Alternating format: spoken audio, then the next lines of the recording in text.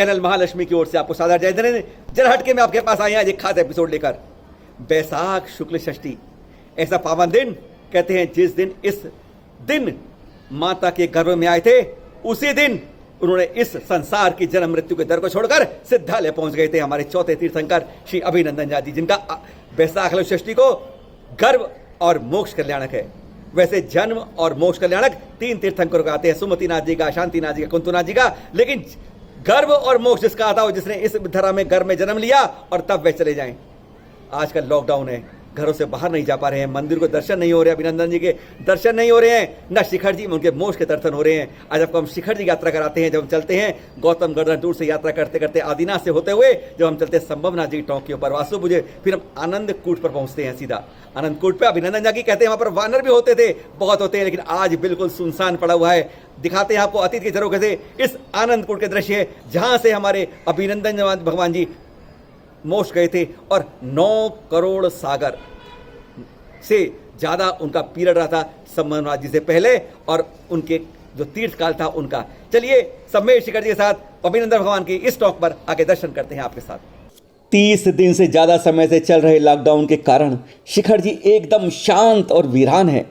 संभवतः पिछली कई सदियों में ऐसा नहीं हुआ होगा जैसा इस समय वीरानगी यहां पर दिख रही है। यहाँ पर इस समय केवल कुछ साधु और कुछ लोग ही हैं, नहीं तो शिखर जी में आज कोई यात्री नहीं है। आज यहाँ पर जो शांत मंदिर हैं वो यहाँ की जैसे वीरानी की दशा स्वयं कह रहे हैं।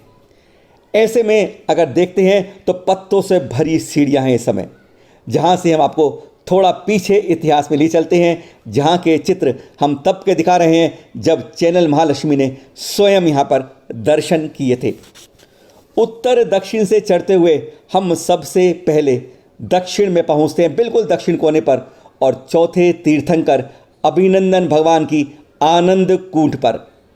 यह कूट ठोस चट्टान पर है और एकदम अलग है। इसके आसपास कोई पेड़ पौधे भी नहीं है और यही कारण है कि यहाँ सबसे ज़्यादा बिजली गिरती है। एक दशक छोड़ दें यह वाला, तो इससे पूर्व यहाँ पर पिछले दशक में 3-4 बार बिजली गिरी और उससे इतनी भयानक कि टोंक और चरण क्षतिग्रस्त हो गए। 2010 में यहाँ विद्युत ताड़क लगवाए गए। उसके बाद 2011 में बिजली गिरी और उस समय यहाँ की टोंक और चरण फिर क्षतिग्रस्त हुए। तब 28 नवंबर 2013 को टोंकों का जीर्णोद्धार हुआ व नए चरण लगाए गए। वैसे बिजली का गिरना यहाँ पर एक सामान्य बात हो गई है। यह टोंक ऊंचाई के हिसाब से इस पूरे शिखर जी में पारसनाथ के स्वर्णभद्र कूट और चंद्र प्रभु की ललित कूट के बाद तीसरे नंबर पर आती है अभिनंदन भगवान की यह आनंद कूट। जब हम संभवनाथ जी की कूट से आगे चलते हैं वासुपूज्य टोंक से होते हुए, इस टोंक के दर्शन करने के लिए हम यहाँ पहुँचते हैं ऊपर चढ़ाई पर। खड़ी विशाल चट्टान पर यह टोंक है। दूर से देखने में लगता है कि यह चट्टान पहाड़ी की स्थिति काफ़ी खतरनाक है, जैसे कोई पहाड़ का यह पत्थर खिसक ना जाए। पर विशेषज्ञ बताते हैं कि इसका बेस इन चट्टानों का बहुत ही मजबूत है।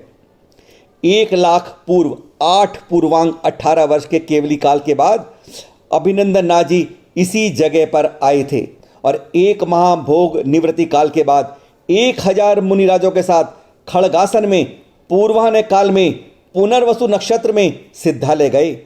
अभिनंदन भगवान के 2,80,100 मुनिराजों ने भी यहां से मोक्ष प्राप्त किया। बैसाख शुक्ल षष्ठी को ही अयोध्या में महारानी सिद्धार्था देवी जी के गर्भ में पधारे थे आप। केवल आप ही ऐसे एकमात्र तीर्थंकर हैं इस काल में जिन्होंने जिस दिन जिस धरा पर गर्भ में आए उसी दिन जन्म मृत्यु के चक्र को समाप्त करके सिद्धालय पहुंच गए थे। अगर जन्म से देखेंगे तो इसके अलावा 3 और हमारे तीर्थंकर हैं, लेकिन जिन्होंने ऊपर स्वर्ग से आकर विमान क्षेत्र से आकर यहाँ पर धरा पर गर्भ में आए जिस दिन, उस दिन मोक्ष में जाने वाले एकमात्र आप ही हैं। आपकी आयु 50 लाख वर्ष पूर्व थी और कद था 350 धनुष। गंधर्व नगर का नाश देखकर आपको वैराग्य हो गया। 18 वर्ष का तप करने के बाद केवल ज्ञान की प्राप्ति हुई थी। लॉकडाउन में ऐसे ही दर्शन करते हुए आप सब भी हमारे साथ बोलिए, अभिनंदन जिन राज का आनंद कूट है जे, मन वच तन कर पूज हूँ शिखर सम्मेद यजे। ओम रीम श्रीम अभिनंदनाथ जिनेन्द्रादि मुनि 73 कोड़ा कोड़ी 70 करोड़ 70 लाख 700 मुनि इस कूट से सिद्ध भय। उनके चरणारविंद में हमारा मन वचन काय से बारंबार नमस्कार हो। हाँ, यह भी कहते हैं अभिनंदन जिन आनंद कूट से 1000 मुनि से सिद्ध बने। 72 कोड़ा कौड़ी 70 कोटि मुनि 70 लाख बने। और मुनि 700 यहाँ से मोक्ष पधारे हैं। इन सब के चरण कमल बंधु ये सबको भवदधि पारे हैं। इसी टों की भाव सहित वंदना करने से 1 लाख उपवास का फल मिलता है।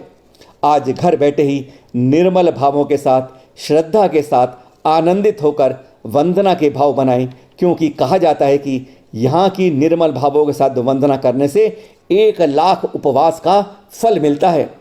बोलिए हमारे साथ अभिनंदन भगवान के गर्भ कल्याणक और मोक्ष कल्याणक की। बहुत पावन तीर्थ है। कहते हैं सम्मेद शिखर की रज रज कन कन इतनी पावन है कि कहते हैं एक बार जो इसकी मन से यात्रा कर लेता है, भावना से कर लेता है, आस्था से कर लेता है, नरक त्रियंश गति का बंध नहीं होता है। यह हकीकत है। जब यहाँ आते हैं तो शांति, आस्था, विश्वास हमारे अंदर इतनी अवतरित हो जाती है कि हम संसार से जैसे अपने आप अलग हो जाते हैं। ऐसी भावना यहाँ पर अगर कहते हैं एक बार बंदे जो कोई, ताकि नरक त्रियंश गति ना हुई। टोंक करते हुए आइएगा और फिर मिलेंगे हम एक नए एपिसोड में आपके साथ।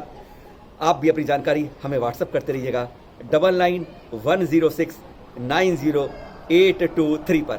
जी हाँ, शेयर करिए, लाइक करिए, आपके ऊपर है। और हम चाहेंगे फॉरवर्ड करिएगा। लाइव मिलते हैं आपसे और आपके दिलों के अंदर बहुत खुशियां हैं। आपने हमें अपनी जगह दी है। शुक्रिया आपका, बहुत बहुत धन्यवाद। सादर जय जिनेंद्र।